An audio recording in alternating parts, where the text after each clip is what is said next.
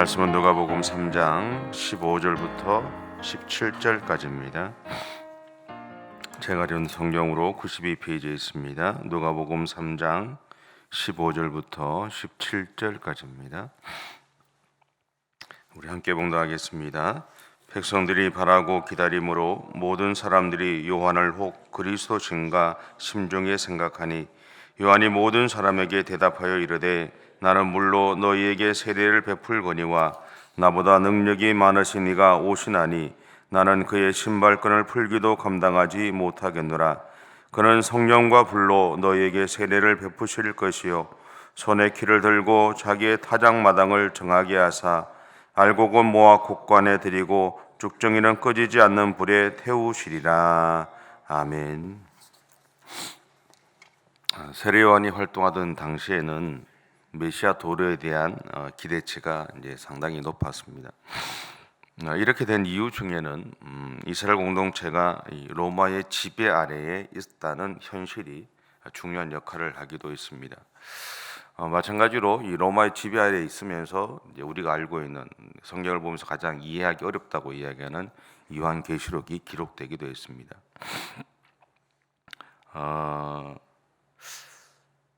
근데 이러한 모습은 이스라엘 역사에서 그들이 누군가에게 고통을 당하는 모든 순간에 나타났던 모습이기도 합니다. 오늘 우리의 현실에서도 보면 이런 모습이 있죠. 예를 들면 우리가 어려움에 서 있게 되었을 때 우리는 입버릇처럼 이렇게 말합니다. 예수님이 빨리 오셨으면 좋겠다고, 또 내가 이제 하나님 나라에 갔으면 좋겠다고. 근데 사실은 그 어려움의 시간만 지나가면 그 이야기가 더 이상 나오지 않죠. 그냥 어려울 때, 정말 힘겨울 때 우리는 그런 이야기들을 합니다. 이러한 모습은 어떻게 보면 부담스러운 현실에서 도피하고자 했던 어떤 그런 마음들이 이 안에 깔려 있는 것으로 이해할 수 있죠. 오늘 세례 요한이 전하던 메시지에는 그 메시아에 관한 이야기가 담겨 있었습니다. 요한은 계속해서 오실 메시아에 대한 이야기를 합니다. 그 결과 이스라엘 공동체 안에서는 메시아를 기대하는 마음이 최고조에 이르게 됩니다. 요한의 역할에 대해서 성경 그렇게 얘기하죠.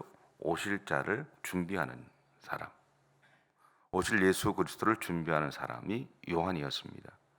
근데 그 요한이 메시아에 대한 이야기를 계속함으로 인해서 이스라엘 공동체 그 당시에는 메시아를 기대하는 마음이 너무너무 높았습니다. 그런 과정 안에서 예수님이 등장했고, 그리고 사람들은 그 예수님에게 열공하게 되었던 거죠. 그러면서 이 유대인들 사이에서는 세례 요한이 바로 그 메시아가 아닌가라고 하는 그런 의문들, 그런 생각들이 일어나기 시작을 했죠. 왜냐하면 그들의 눈에 세례 요한이 전하는 말씀에는 능력이 있었어요.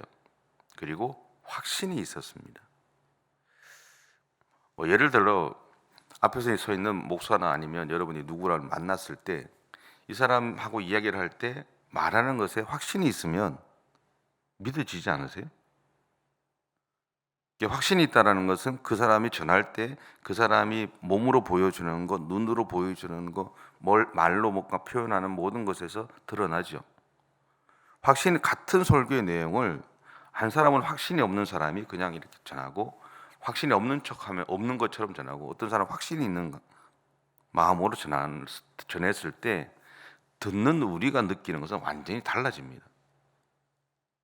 사업을 할 때 내가 어떤 사람들 한다고 사업을 한다고 누군가를 만났을 때 저 사람이 하는 그 이야기를 가만 보면 어떤 사람은 확신이 없는 것처럼 말을 하는 경우가 있고, 어떤 사람은 확신이 있는 것처럼 말을 하는 경우가 있습니다. 그럼 듣는 사람 입장에서는 확신이 있는 것처럼 말하는 사람의 이야기를 청종하게 되죠. 그것을 제일 잘하는 사람이 누군지 아십니까? 사기꾼이죠. 사기꾼들이 제일 잘합니다. 그거를. 그래서 잘 속는 겁니다. 어쨌든 그들의 눈에 세례 요한은 확신이 있었어요. 그리고 세례 요한이 베풀던 세례에는요, 이스라엘 공동체 안에서 그 세례가 급속도로 확산이 되고 또 지대한 영향을 끼치게 되었기 때문에 그렇습니다. 이러한 이유들로 인해서 백성들 사이에서는 이 세례 요한이 메시아다, 아니다라고 하는 논란이 계속해서 일어났다고 합니다. 더구나 성경에 보면 이 메시아에 대해서 다윗의 후손 중에 온다라고 그렇게 적언되어 있거든요. 그런데 세례 요한은 유다 지파 출신이었습니다. 다윗의 후손이었죠. 딱 들어맞잖아요. 이제 아구가 딱 들어맞잖아요, 그죠? 그럼에도 세례 요한은 물로 세례를 줄 뿐이었지 아무런 이적이나 기적 같은 것은 일으키지 않았습니다. 그래서 이것이 그 모습이 이스라엘 백성 유대인들 사이에서 갈등하게 만든 이유이기도 했습니다. 그보다 분명한 것은 세례 요한의 등장은 이스라엘 공동체 안에 엄청난 파장을 일으킨 것은 맞습니다. 그래서 사람들은 그를 찾아가서 이렇게 묻습니다. 혹시 당신이 우리가 기다리고 있던 메시아가 아니십니까? 그때 세례 요한은 16절에서 이렇게 대답을 하죠. 요한이 모든 사람에게 대답하여 이르되 나는 물로 너희에게 세례를 베풀거니와 나보다 능력이 많으시니가 오시나니 나는 그의 신발끈을 풀기도 감당하지 못하겠노라. 그는 성령과 불로 너희에게 세례를 베푸실 것이요. 이 말씀에 보면 성령과 불로 너희에게 베푸는 성령 세례에 대한 이야기를 합니다. 그래서 이것을 성령 세례 또는 불로 받는 세례라고 표현할 수 있는데, 일단 성경에서는 성령 세례와 이 불로 받는 세례를 다르게 보지 않습니다. 사도행전 2장 1절부터 4절 말씀에 보면, 이것을 현대인의 성경으로 제가 한번 읽어볼게요. 오순절이 되자 그들이 모두 한 곳에 모였습니다. 그런데 갑자기 하늘에서 강한 바람이 세차게 부는 것 같은 소리가 나더니 그들이 앉아있던 온 집안을 가득 채웠습니다. 그리고 비처럼 생긴 불이 나타나더니 그것이 갈라져 각 사람 위에 와 닿았습니다. 그러자 그들은 모두 성령이 충만하여 성령께서 주시는 능력으로 그들도 알지 못하는 외국어로 말하기 시작하였습니다. 예전에 고등학교 때, 여러분도 그러시지만 고등학교 때 교회에서 저녁에 이제 기도하는데, 방학 때죠. 방학 때 이제 저녁에 이제 밤을 새면서 이제 기도를 하는데 어느 순간 이렇게 혓바닥이 있죠. 혓바닥. 혀 있잖아요. 혓바닥. 그죠? 벌건 혓바닥이 옆에서 이렇게 오는 거예요. 잠깐 고민을 했어요. 왜냐하면 성경에서 보면 위에서 임한다 그러잖아요. 그죠? 이건 옆으로 오잖아요. 아, 이건 아니구나. 그래서 저는 이제 거절했어요. 근데 나이가 들고 목회라는 걸 하면서 성령은 우리가 예수 그리스도를 믿음으로 이미 우리 안에 내주에 계신 걸 알게 됐잖아요. 그리고 어쨌든 내주에 계셨든 아니면 또 다른 하나님의 기름 부으심이 있든 그것은 분명히 성경의 표현대로 하면 위에서 내려오거든요. 옆으로 오거나 밑으로 오는 건 아닙니다. 분별할 수 있어야 되겠죠. 어쨌든 성경에서는 오순절 성령의 기름 부음 사건을 바탕으로 해서 성령과 불로 받는 세례를 하나로 보고 있습니다. 우리가 그리스도인이 된 것은요, 먼저 성령이 우리 안에서 역사하셔서 예수님이 십자가에서 우리를 위한 대속제물로 죽으셨음과 3일 만에 부활하셨음을 믿게 하심으로 이루어진 일입니다. 근데 우리는 그것을 우리가 결단하고 판단했다고 생각하지만 그렇지 않습니다.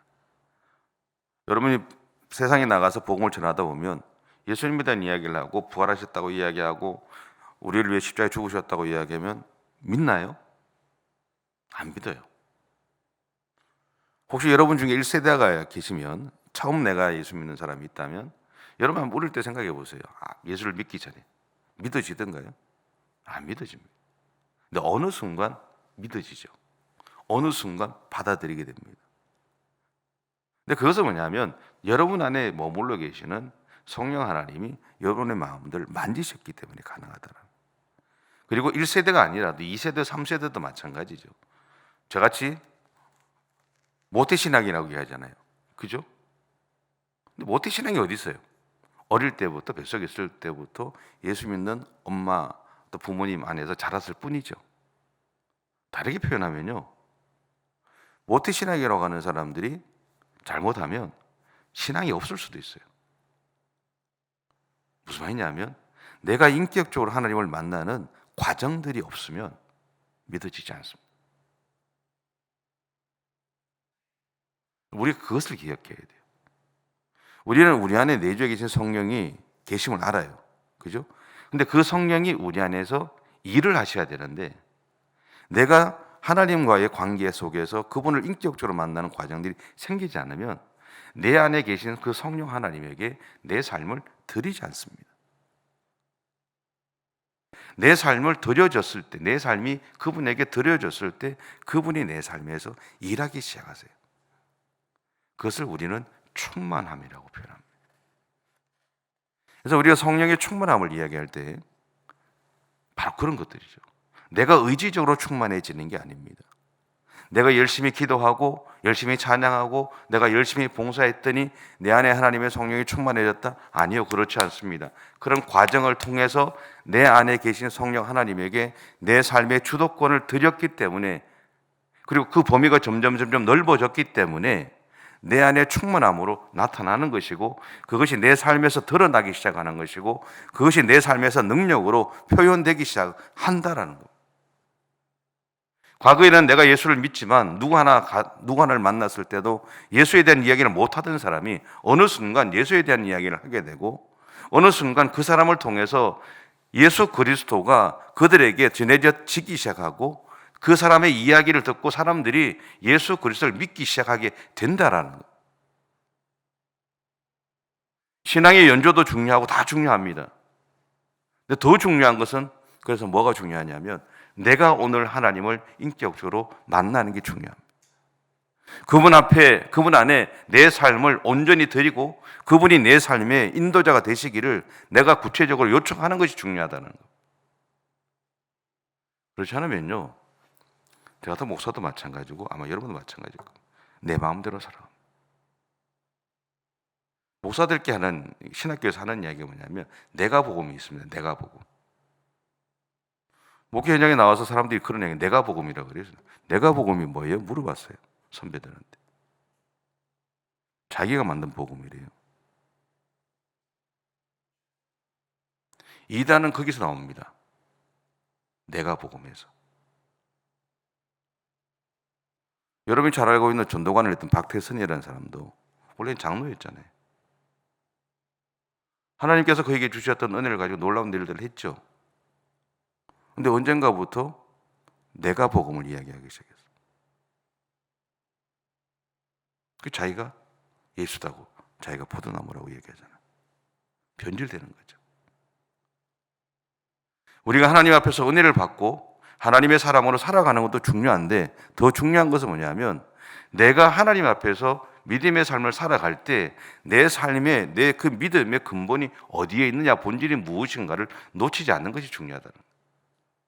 항상 말씀 앞에서 내 삶을 비추어 보고 그 말씀에서 어긋나지 않게 내 삶을 항상 세워가는 것이 필요합니다. 내가 하고 싶은 대로 하는 건 누구나 쉽게는 할 수 있어요. 내가 하고 싶은 것이 아니라 하나님 그분이 나를 통해서 하고자 하시는 일에 주목하고 그 일을 하기 위해서 노력해야 된다는 거예요. 그것이 예수 믿는 우리가 가야 될 믿음의 모습입니다. 그것이 우리 안에 머물러 계신 성령 하나님이 우리를 통해서 일하시는 역사들이에요. 그랬을 때 변화가 일어나는 겁니다. 1994년 1월에 프랑스의 마콩이라는 한 마을에, 작은 마을에 있던 작은 교회에, 그 교회 안에 성도들이 이렇게 모였대요. 어느 날 모여서 왜 모였냐 물어봤더니 금식 기도를 한대요. 여러분, 유럽은요 종교와 철학이 공존해 있습니다. 그러니까 소위 말하는, 우리가 이야기하는 종교보다는 종교 철학이 강한 곳이에요. 근데 거기에 있는 교회의 사람들이 금식 기도를 하겠다고 하면 이건 좀 희한한 일이 벌어진 거예요. 근데 이 교회 사람들이 금식 기도를 모인 이유는 한 가지였어요. 하나님 앞에서 올바른 믿음의 삶을 살아가기 위해서. 그들이 그렇게 했답니다. 그런데 처음에 모였던 사람들이 50명 정도 됐대요. 작은 교회니까 50명 정도. 그러면 그게 전 교인이 모인 거나 마찬가지잖아요. 그죠? 전 교인이 모였을 거예요. 그렇게 기도를 했어요. 근데 이것이 나중에는 3천 명이 모이기 시작하더랍니다. 나중에 2만 5천 명이 모였대요. 그러면서 그때 그 교회 담당했던 목사님이 그 옛날 이야기를 하면서 이런 이야기를 했습니다. 우리는 하나님의 얼굴을 구하며 기도와 금식을 하고 있었습니다. 그런데 우리 가운데 회개가 시작되면서 성령 세례가 임했고 비로소 우리는 무언가 특별한 일이 일어나고 있음을 깨닫게 되었습니다.